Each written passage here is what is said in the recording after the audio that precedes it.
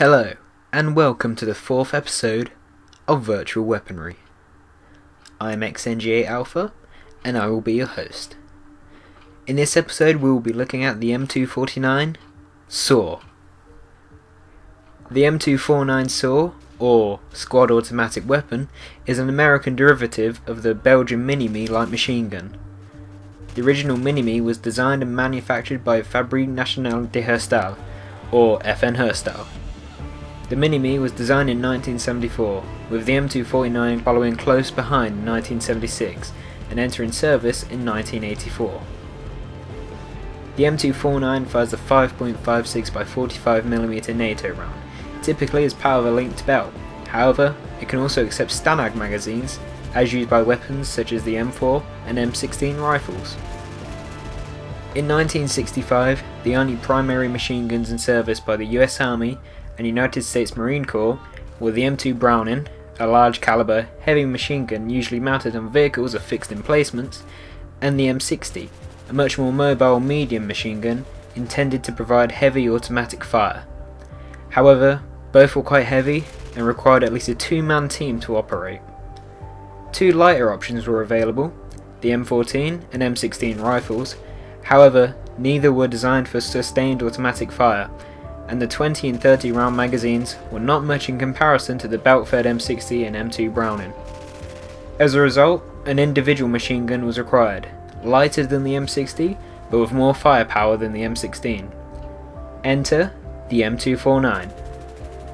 The M249 has appeared in a few games I have played, particularly ones that require a little more squad work, such as Call of Duty 4, Bad Company 2 and Battlefield 3.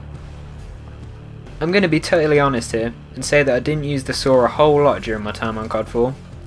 Being a light machine gun, the SAW tended to lose out in its usage to the more versatile weapons, such as assault rifles and submachine guns. This is true for me, as I tended to use weapons that I could move around with, such as the MP5 or M4. The light machine guns in near enough all Call of Duties have been plagued with sluggish move speeds, a trait that is understandable due to the weapon type's bulkier appearance. This isn't to say, however, that they were not used at all, or that they weren't fun to use. You had three choices of LMGs in COD 4, the rapid-firing M249 SAW, the hard-hitting RPD, or the manly M60 E4. The SAW saw the most usage for me, for no particular reason other than it being the first LMG unlocked with Creator Class. It was hard to settle on a single attachment for the SAW, however, it was usually between the red dot and grip. The red dot was usually the option, as it meant that I could also use RPGs and the SAW was fairly accurate by itself. Running and gunning wasn't always an option for the SAW though, as a result of the LMG's slow handling times, so a more reserved playstyle was required. Although slow to handle, it was always a good moment when you had multiple enemies charge at you, and all you needed to do was pin the trigger and look in their direction. When you had to reload though, that wasn't quite as fun. Battlefield's class and squad system helped to see LMGs have much bigger usage. My first usage of the M249 in Bad Company 2 dates all the way back to the beta. As it was the first time I had played a Battlefield game, I was intrigued to try out each of the classes. In addition to this, the only other FPS I had played was COD, so I wasn't that willing to try out unfamiliar weapons. Luckily, the M249 was the second weapon unlocked in the medic kit, meaning that it was available in the beta, and so I took the opportunity to get my hands on a weapon that I'd seen before. So, of course, once I actually got the game, I would strive to once again unlock the M249. Once I did, it was one of the only medic weapons I used, along with the M60. The M249 was a very fun weapon to use as the medic, as I could provide sustained suppressive fire with its 200 round belt, whilst my teammates either made a break for the objective, or simply waited around my med pack to be fully healed. Its high rate of fire meant that those 200 rounds left the gun pretty damn quickly. In Bad Company 2, the M249 was a great medic weapon that truly lived up to its classification as a squad automatic weapon. In Battlefield 3, once again the M249 SAW was the second LMG unlocked, however it wasn't part of the medic kit this time around.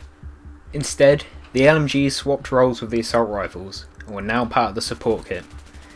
This meant that rather than have access to medpacks and defibrillators, the LMG users now had access to an ammo box and a variety of supportive equipment, including C4, claymores, and the mortar launcher. This change was more than welcome, especially the access to ammo boxes, as it meant that the LMGs, the highest capacity weapons in the game, could be topped up constantly. For a defensive player using a weapon such as the M249, this was especially useful, as you could equip the gun with a bipod to mount it onto cover, and extended mags to increase the ammo capacity to 200, and then drop an ammo box by your side to make sure that you always had ammo. Drop some claymores on the floor around you, or around the objective, and you could become a brilliant defender. The M249 isn't only defensive, however. Equip a foregrip, and you could remain accurate anywhere, including moving up with your squad to assault the objective. Oh, and the addition of the suppression mechanic in Battlefield 3 worked particularly well. Just fire in the direction of a group of enemies, and you could rack up a ton of points, as well as throwing their aim off. Light machine guns typically mean slow handling times, and the M249 SAW is no exception. As a result, you can't rush around with the SAW and expect to do well. Usually, I like to find a place to emplace myself and hold off enemies as best I can. The addition of bipods in Battlefield 3 truly helps, as the SAW can be mounted onto a surface and loses a ton of recoil in the process. In addition to the high rate of fire and suppression mechanic, holding off a group of enemies has never been more rewarding. Suppression is one of the first things I think of when I see the SAW. Its large ammo count and high rate of fire means that this Belgian beast spits out bullets like there's no tomorrow. Although the reload time of the SAW is almost always punishing, it is a fair trade-off for those moments when you are able to take down a large group of enemies with relative ease. When the time is right, and you are set up correctly with an army approaching from over the hills, pin the trigger on this squad automatic weapon and cut your enemies down to size. Thanks for watching. Be sure to join me next time when I cover the first shotgun of the series, the 870 MCS. I hope you've enjoyed the video, and I will speak to you later.